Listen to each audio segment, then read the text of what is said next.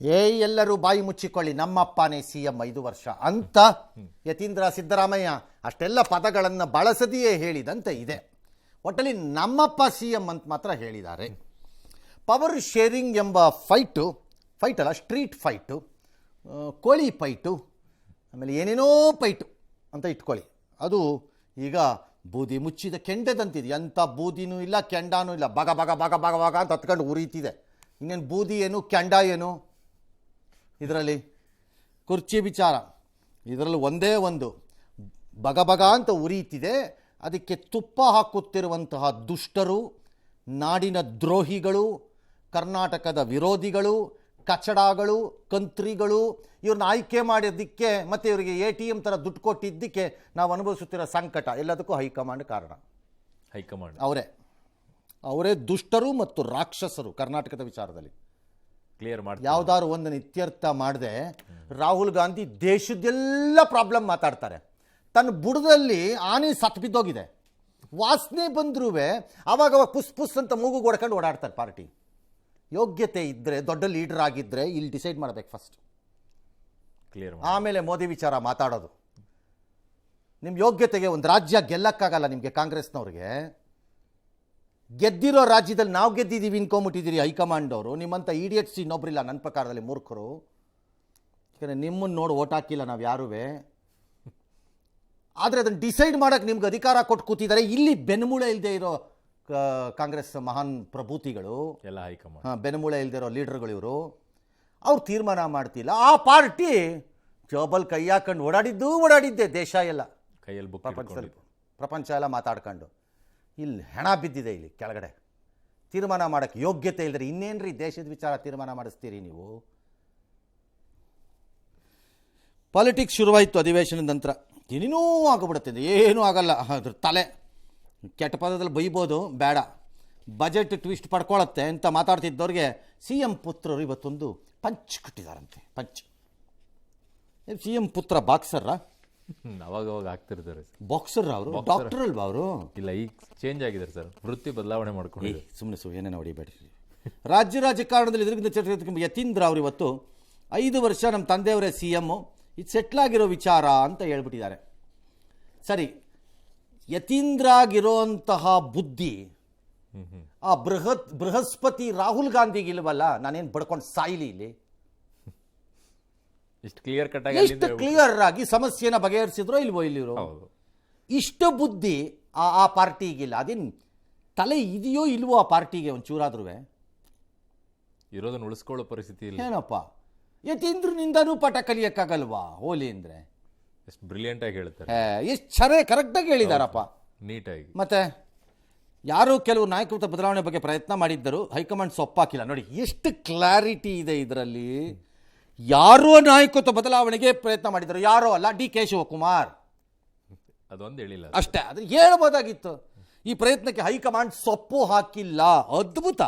ಅಲ್ಲಿಗೆ ಅವರು 5 ವರ್ಷ ತೀರ್ಮಾನ ಮಾಡ್ತಾರೆ ಅಂತ ಸುದ್ದಿ.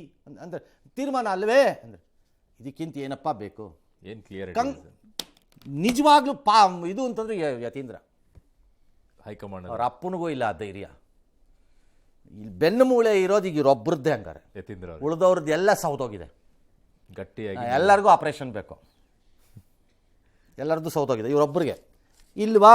ಆ ರಾಹುಲ್ ಗಾಂಧಿ ಎಂಬ ಗಿರಾಕಿ ಯತೀಂದ್ರನಿಂದಾರೂ ಪಾಠ ಕಲೀರ್ರಿ, ಹೋಗ್ಲಿ ಮೋದಿಯಿಂದ ಬೇಡ, ಅದ್ಯಾರು ಸಮಾಜವಾದಿ ಪಾರ್ಟಿಯಿಂದ ಬೇಡ, ಮಮತಾ ಬ್ಯಾನರ್ಜಿಯಿಂದ ಬೇಡಪ್ಪ, ಇವರಿಂದನಾದ್ರು ಕಲ್ತ್ಕೊಳ್ರಪ್ಪ ಓಲಿ.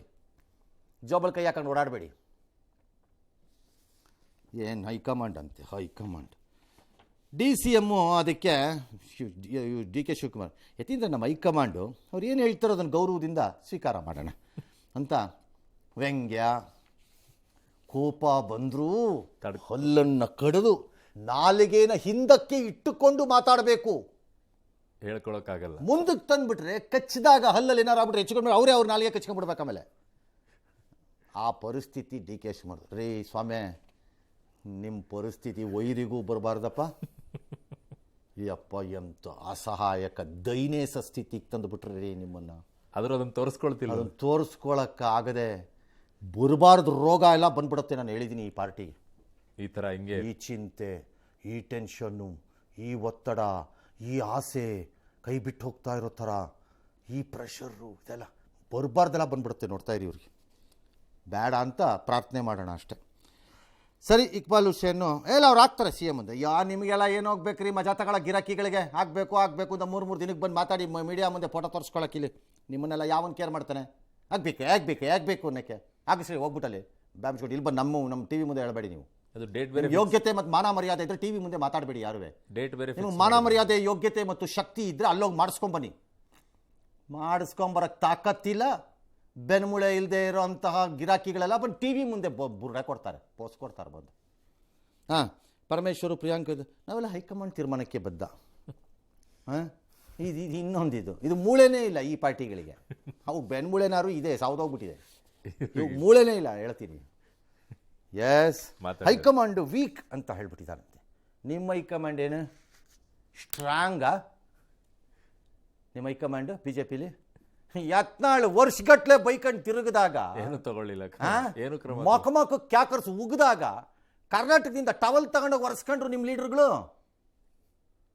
ನಿಮ್ಮ ಯೋಗ್ಯತೆಗೆ ಅದು ಕೂಡ 1 ವರ್ಷದವರೆಗೂ ದೊಡ್ಡ ಸ್ಟ್ರಾಂಗ್ ಅಂತೆ. ಸುಮ್ಮನೆ ಕೂತ್ಕೊಳ್ರಿ. ನೆಟ್ಗೆ ಒಂದು 6,000 ಕೋಟಿ ಅನ್ನೋರ ಮೇಲೆ ಪ್ರೊಟೆಸ್ಟ್ ಮಾಡೋಕ್ಕೆ ಯೋಗ್ಯತೆ ಇಲ್ಲದೆ ಇರೋ ಪಕ್ಷ, ಕರ್ನಾಟಕಕ್ಕೆ ರೈಲ್ವೇನಲ್ಲಿ 1 ಇಂಚು ಹೊಸದನ್ನು ಕೊಡೋಕ್ಕೆ ತಾಕತ್ತಿಲ್ಲದೆ ಇರೋ ಪಕ್ಷ, ಕೇಂದ್ರ ಸರ್ಕಾರದಿಂದ ಮೆಟ್ರೋ ರೇಟನ್ನು ಹೈ ಮಾಡಿಸ್ಬಿಟ್ಟು ರಾಜ್ಯ ಸರ್ಕಾರದ ಮೇಲೆ ಎತ್ತಾಕ್ಬಿಟ್ಟು ನೀಕೆ ಒರೆಸ್ಬಿಟ್ಟು ಮಜಾ ನೋಡ್ತೀವಿ ಅನ್ನೋ ಪಕ್ಷ. ಇವರು ದೇಶದ ಪ್ರೇಮಿಗಳಂತೆ, ದ್ರೋಹಿಗಳು ತಗೊಂಬಂದು ರಾಜ್ಯದ್ದು. ಎಸ್, ಮಾತಾಡಿದ್ದಾರೆ ಸರ್. ಈಗ ಅದು ಸೆಟಲ್ಡ್ ವಿಷಯ.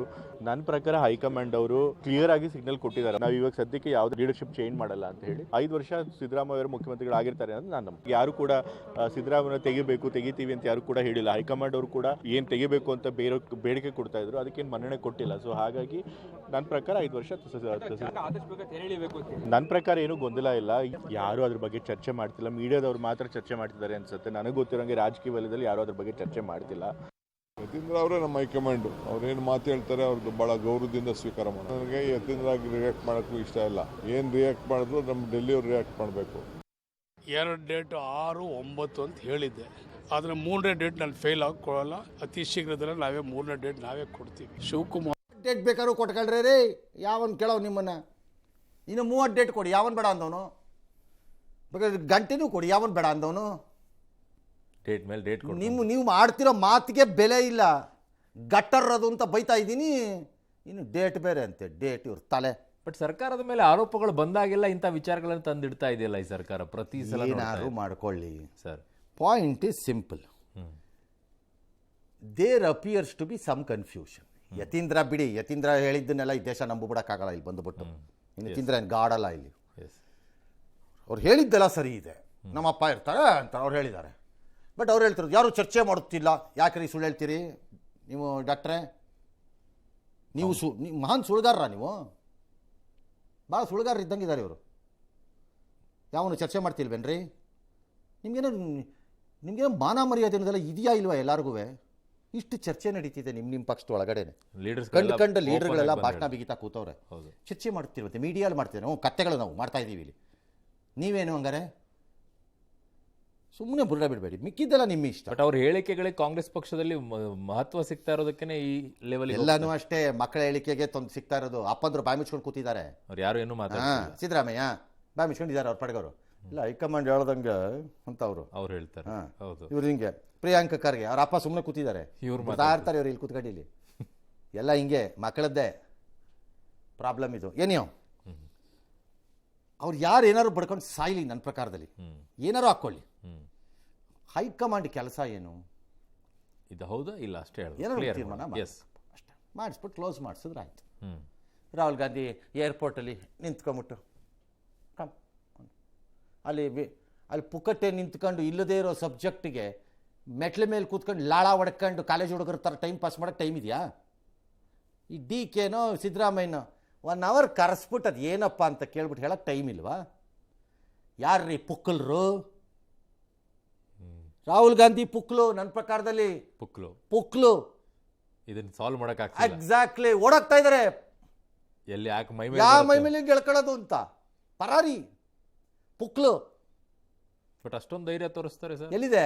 ಅದೆಲ್ಲ ಟೀ ಶರ್ಟ್ ಇನ್ನೊಬ್ಬನ ಮೇಲೆ ರೀ. ಓ, ಇಲ್ಲಿ ವಿಚಾರ ಅವ್ರ ವಿಚಾರದಲ್ಲಿ ಆಗೋದಿಲ್ಲ ಅದು. ಹೊರಗೆ ಹುಲಿ, ಒಳಗೆ ಇಲಿ. ಅಷ್ಟೇ. ಪುಕ್ಲು ಮೋದಿಗೆ ಪುಕ್ಲು. ನನಗೆ ಹೆದರ್ಕೋತಾರೆ. ಇಲ್ಲಿ ಯಾರಿಗೆ ಹೆದರ್ಕತ್ತಿದ್ದೀರಪ್ಪ ಅಂತ ಯಾರೊಬ್ರು ಕೇಳ್ಬಿಟ್ರೆ ನಾಳೆ ನಿಮ್ಮನ್ನು ಹಂಗೆ ಕೇಳೋಂಗಿಲ್ಲ, ಕೇಳಿದ್ರೆ ಸಮಸ್ಯೆ. ಅರ್ಧ ಗಂಟೆ ಟೈಮ್ ಇಲ್ಲವಂತೆ ನಿಮ್ಮ ಯೋಗ್ಯತೆಗಳಿಗೆ. ಕರ್ನಾಟಕ ಎಲ್ಲದಕ್ಕೂ ಬೇಕು, ಬೇರೆದಕ್ಕೆ ಮರ್ಯಾದೆ ಕೆಟ್ಟವ್ರು ಅಂತಂದು ನಿಮ್ಮನ್ನು ಆಯ್ಕೆ ಮಾಡಿದಾರಲ್ಲ, ಅದನ್ನು ಹೇಳೋಂಗಿಲ್ಲ. ಯಾಕಂದರೆ ನೆಕ್ಸ್ಟ್ ಇರೋ ವಿವಿಯಲ್ಲ, ಹಾಂ, ಅವು ನನಗೆ ಇನ್ನೂ ಡಬಲ್ ರಾಕ್ಷಸರ ಕಾಣಿಸ್ತಾ ಇದ್ದಾರೆ ಯಾಕೋ ಇತ್ತೀಚೆಗೆ. ಒಂದು ಲೆವೆಲ್ ಆದರೆ ಅವ್ರು ಇನ್ನೊಂದು ಲೆವೆಲ್ ಅಲ್ಲಿದ್ದಾರೆ. ಎಸ್ ಇನ್ನು ಯತೀಂದ್ರ ಸಿದ್ದರಾಮಯ್ಯ ನಮ್ಮ ತಂದೆಯ 5 ವರ್ಷ ಸಿಎಂ ಅಂತ ಹೇಳಿರೋದು ಕಾಂಗ್ರೆಸ್ನಲ್ಲಿ ತಣ್ಣಗಾಗಿದ್ದ ಪವರ್ ಶೇರಿಂಗ್ ಕಿಚ್ಚಿಗೆ ಮತ್ತೆ ತುಪ್ಪ ಸುರಿದಂಗಾಗಿದೆ. ಈ ನಡುವೆ ಡಿಸಿಎಂ ಡಿಕೆ ಶಿವಕುಮಾರ್ ಹೆಸರಲ್ಲಿ ವಿಚಿತ್ರ ಬ್ಯಾನರ್ ಒಂದು ಬರ್ತಾ ಇದೆ. ಏನು, ಏಸು ಕ್ರಿಸ್ತನ ಕೃಪೆ ಇದ್ರೆ ಯಾವ ದೊಡ್ಡದು ಇವನು ಕಟ್ಬಿಟ್ರೆ ಹಾಕೋಬಿಡತ್ತಿಲ್ಲ. ಯಾವಾಗ ಸುಮ್ಮನೆ ಅಂತ ಕಳಿಸ್ತಾ ಇರ್ಬೇಕು ಅವನನ್ನು. ಯಾರವನು? Who is that fellow? ಈ ಬ್ಯಾನರ್ಗಳನ್ನೇ ಕೂತ್ಕೋಬೇಕು ಅಷ್ಟೇ. ಅವನು ಹೇಳ್ಬಿಟ್ಟಿದ್ದ ಬಂದ್ಬಿಟ್ಟಿಲ್ಲ ಯಾವನ ಅವ್ನು ಬಾವುಟ ಆರಿಸ್ಕೊಳಕ್ಕಿಲ್ಲಿ ಬಂದು ದೊಡ್ಡ ಲೀಡರ್ ಆಗ್ತಾನೆ. ತೆಗೆರೇ ಅದನ್ನ ಸ್ಕ್ರೀನ್ ಇದ್ದಾಚೆಗೆ. ಇಂಥವ್ರಿಗೆ ಎಂಟರ್ಟೈನ್ ಮಾಡ್ಕೊಂಡ್ರೆ ನಾಳಾಗದು. ಸಾಮಾಜಿಕ ಜಾಲತಾಣದ ಮೇಲೆ ಹರಿದಾಡೋ ಅಂಥ ವಿಚಾರನ ರಾಜ್ಯ ಸರ್ಕಾರ ಹದ್ದಿನ ಕಣ್ಣು ಇಡ್ತದೆ. ಹೆಂಗೆ ಇಡ್ತೀರಪ್ಪ? ಸಂಚಾರ ಸಾರಥಿ ಮಾಡಿದಾಗ ಕೇಂದ್ರ ಸರ್ಕಾರ ನಿಮ್ಮ ಘನತೆವೆತ್ತ ಬೃಹಸ್ಪತಿ ಲೀಡರ್ ರಾಹುಲ್ ಗಾಂಧಿ ಅಂಡ್ ಇತರರು, ಜಯರಾಮ್ ರಮೇಶನ್ ಟೀಮು ಏನು ಹೇಳಿದ್ರಿ? ಪೆಗಸಸ್ ಬಂದಾಗ ಏನು ಬಡ್ಕೊಂಬಿಟ್ರಿ ಎಲ್ಲ, ಒಬ್ಬೇ ಹೊಡ್ಕೊಂಡ್ರಿಲ್ಲ. ಇದೇನಿದು? 67 ಕೋಟಿ ಕೊಟ್ಟು ಕೃತಕ ಬುದ್ಧಿಮತ್ತೆ ಚಾಲಿತ ಸೋಷಿಯಲ್ ಮೀಡಿಯಾ ಅನಾಲಿಟಿಕ್ಸ್ ಸೊಲ್ಯೂಷನ್ ತಂತ್ರಾಂಶ ತರ್ತಿದೆ. ಏನಕ್ಕೆ? For what? ಮಾನಿಟರಿಂಗ್ ಮಾಡೋದು. ಏನನ್ನು ಮಾನಿಟರ್ ಮಾಡ್ತೀರಿ? ಸೋಷಿಯಲ್ ಮೀಡಿಯಾದಲ್ಲಿ ಯಾರು ಏನು ಟೀಕೆ ಮಾಡ್ತಾರೆ, ಯಾವ ರೀತಿಯಾಗಿದೆ, ಅದು ಇನ್ವೇಷನ್ ಆಫ್ ಪ್ರೈವೇಸಿ ಆಗಲ್ವಾ? ಬಂದೇ ಬರ್ತು. ಎಲ್ಲಿ ರಾಹುಲ್ ಗಾಂಧಿ? ಸಂವಿಧಾನದ ಬಗ್ಗೆ ಮಾತಾಡುವಂಥವ್ರು ಇದೆ. ರಾಹುಲ್ ಗಾಂಧಿ ಎಲ್ಲಪ್ಪ? ಬುಕ್ ಹಿಡ್ಕೊಂಡು ತಿರ್ಗಾಡೋರು ಎಲ್ಲಪ್ಪ? ನೀವೆಲ್ಲ ಒಂದೇ ಅನುಕೂಲಕ್ಕೆ ಅಷ್ಟೇ.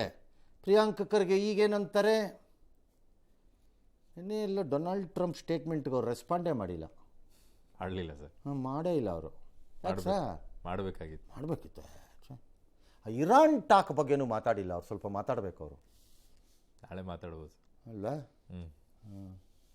ಸ್ವಲ್ಪ ಅವ್ರಿಗೆ ಹೇಳಬೇಕು. ಯುಕ್ರೇನು ಇರಾನ್ ಎಲ್ಲ ಬಾಕಿ ಇದೆ. ಅವ್ರು ಎಲ್ಲದಕ್ಕೂ ಮಾತಾಡ್ತೀರಿ ಇಂಥವ್ರು, ಎಲ್ಲದಕ್ಕೂ ಮಾತಾಡೋರು. ಇದನ್ನು ಯಾಕೆ ಮಾತಾಡ್ತಿಲ್ಲ ನೀವು? ಇದೇನಕ್ಕೆ ಮಾಡ್ತಿರೋದು ಹೇಳಿಪ್ಪ? ಇದು ಇನ್ವೇಷನ್ ಆಗಲಿಕ್ಕಿಲ್ವಾ? ಸೋಷಿಯಲ್ ಮೀಡಿಯಾಗಳು ಕಂಟ್ರೋಲಿಗೆ ಸಿಗ್ತಾ ಇಲ್ಲ ಎಲ್ಲರೂ ಖಂಡಿಸ್ತಾ ಇದ್ದಾರೆ. ಬಟ್ ಅವರು ಇದು ವ್ಯವಸ್ಥೆ ಕೇವಲ ಹಾನಿಕಾರಕ ವಿಷಯಗಳನ್ನು ಗಮನಿಸೋದಲ್ಲ, ಸಾಮಾಜಿಕ ವೈಯಕ್ತಿಕ ಸಂದೇಶಗಳ ಮೇಲೂ ಕಣ್ಣಿಡುತ್ತೆ ಅಂತ ಎಲ್ಲ ಹೇಳಿದ್ದಾರೆ. ಈಗ ಇದು ನೇರ ದಾಳಿ, ಗೌಪ್ಯತೆ ಮೇಲೆ ಇಲ್ಲ ಇಲ್ಲ ಇಲ್ಲ ಇಲ್ಲ ಇಲ್ಲ ಇಲ್ಲ ಇದು ಡೆಮೊಕ್ರೆಟಿಕ್. ಅಂಬೇಡ್ಕರೇ ಹೇಳಿದ್ದು ನಿನ್ನೆ ಫೋನ್ ಮಾಡಿ ನನಗೆ ಕನಸಲ್ಲಿ. ಏನಂತ ಸರ್? ಇದು ಮಾಡು ಪ್ರಿಯಾಂಕ್ ಅಂತ, ಅಥವಾ ಗೌರ್ಮೆಂಟ್ಗೆ ವಾಟ್ ಎವರ್ ಇಟ್ ಇಸ್, ಅದಕ್ಕೋಸ್ಕರ ಮಾಡುತ್ತೆ. ಅದಕ್ಕೆ ಮಾಡ್ತಿರೋದು. ಸಂವಿಧಾನದಲ್ಲಿ ಅಡಕವಾಗ್ಬಿಟ್ಟಿದೆ ಇದು. ಮಾದೇವಪ್ಪನವ್ರೆ ಬನ್ರಿ, ಇದಕ್ಕೆ ಬಿಟ್ಬಿಟ್ರ? ಹಾಂ, ಅಡಕವಾಗ್ಬಿಟ್ಟಿದೆ ಅದರೊಳಗಡೆನೇ. ಇದು ಈ ಥರ ಮಾಡ್ಕೋಬೇಕು ನೀವು ಅಂತ ಇದಿಲ್ಲ. ಒಂದು ಕಡೆ ದ್ವೇಷ ಭಾಷಣ ತರ್ತೀರಿ, ಹೌದು, ಇನ್ನೊಂದು ಕಡೆ ಇದು ತರ್ತೀರಿ. And you call yourself as democratic party. ಸಂವಿಧಾನ what sort of audacity you people have.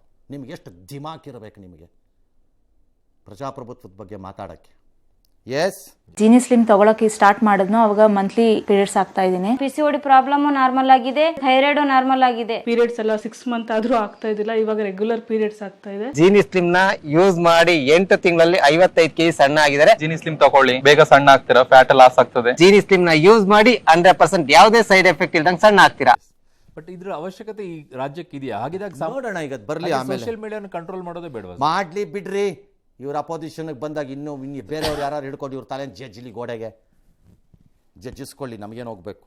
S, ಇನ್ನು ಲೋಕಸಭೆಯಲ್ಲಿ ಸ್ಪೀಕರ್ ಓಂ ಬಿರ್ಲಾ ನೀಡಿದ ಹೇಳಿಕೆ ತೀವ್ರ ಚರ್ಚೆಗೆ ಕಾರಣವಾಗಿದೆ. ಕಾಂಗ್ರೆಸ್ನ ಕೆಲ ಸಂಸದರು ಪ್ರಧಾನಿ ಮೋದಿ ಅವರ ಕುರ್ಚಿ ಬಳಿ ಅನುಚಿತ ಘಟನೆಗೆ ಮುಂದಾಗುವ ಯೋಜನೆಯನ್ನು ರೂಪಿಸಿದ್ರು, ಇದು ನನಗೆ ಮೊದಲೇ ಮಾಹಿತಿ ಸಿಕ್ತು, ಹಾಗಾಗಿ ಮೋದಿ ಅವರಿಗೆ ಸದನಕ್ಕೆ ಹಾಜರಾಗಬೇಡಿ ಅಂತ ಒಂದು ಹೇಳಿಕೆಯನ್ನು ಕೊಟ್ಟರು. ಅದಕ್ಕೆ ಕಾಂಗ್ರೆಸ್ನವರು ಕೆರಳೋ ರೀತಿಯಲ್ಲಿ ಮಾಡ್ತು. ಅಲ್ಲ ರೀ, ಅಮಿತ್ ಶಾ ಅವರಿಗೆ ಗೊತ್ತಿಲ್ಲದೆ ಇರುವಂಥ ಇಂಟೆಲಿಜೆನ್ಸ್ ಇವ್ರಿಗೆ ಹೆಂಗೆ ಬಂತು ಅಂತ ಕಾಂಗ್ರೆಸ್ನವರೆಲ್ಲ ಮಾತನಾಡಿದ್ದಾರೆ. ಯಾರು ಏನೇನು ಹೇಳಿದ್ದಾರೆ ನೋಡೋಣ. ಅವರಿಗೆ ಪದ್ಮ ವಿದೂಷಕ ಅವಾರ್ಡ್ ಕೊಡಬೇಕು. ಹೋಮ್ ಮಿನಿಸ್ಟರ್ ಹತ್ರ ಇರ್ಲಾರ್ದಂತ ಇಂಟೆಲಿಜೆನ್ಸ್ ಇವತ್ತು ಸ್ಪೀಕರ್ ಹತ್ರ ಇದೆ ಅಂದ್ರೆ, ಇವ್ರು ಅಮಿತ್ ಶಾ ಅವ್ರ ಹತ್ರ ಇರ್ಲಾರ್ದಂತ, ಅಂದ್ರೆ ಹೋಮ್ ಮಿನಿಸ್ಟರ್ ಹತ್ರ ಇರ್ಲಾರ್ದಂತ ಭಾಳ ವಿಚಾರ ಕರ್ನಾಟಕದಲ್ಲೂ ಚೀಫ್ ಮಿನಿಸ್ಟರ್ ಹತ್ರ ಇರಲ್ಲ, ಇವ್ರ ಹತ್ರ ಇರುತ್ತೆ ಇನ್ಫಾರ್ಮೇಶನ್. ಇವ್ರು ತುಂಬಾ ಹೆಚ್ಚಿನ information ಕೊಡ್ತಾರೆ. ಅವ್ರು ನಂಗೆ ಗೊತ್ತಿಲ್ಲ, ನಾನು ನೋಡಿ ಹೇಳ್ತೀನಿ ಅಂತಾರೆ ಸಿದ್ದರಾಮಯ್ಯ. ಕನ್ಫರ್ಮ್ ಆಗಿ ಹೇಳ್ತಾರೆ. ಹೌದು, ತಪ್ಪು ತಿಳ್ಕೊಂಡು ಹೇಳ್ತೀನಿ ಅಂತ ಇವ್ರು ಕನ್ಫರ್ಮ್ ಅಲ್ಲಿ ಹೇಳ್ತಾರೆ. ಕನ್ಫರ್ಮ್ ಹೇಳ್ತೀನಿ ಭಾಳ ವಿಚಾರ. ನೀವೇನು ಹೋಮ್ ಮಿನಿಸ್ಟ್ರೆ? ಪಾಪ ಪರಮೇಶ್ವರ್ ಅವ್ರಿಗೂ ಗೊತ್ತಿರಲ್ಲ. ಗೊತ್ತಿರಲ್ಲ, ನೀವೇನು ಹೋಮ್ ಮಿನಿಸ್ಟ್ರೆ? ಏನು ವರ್ಡ್?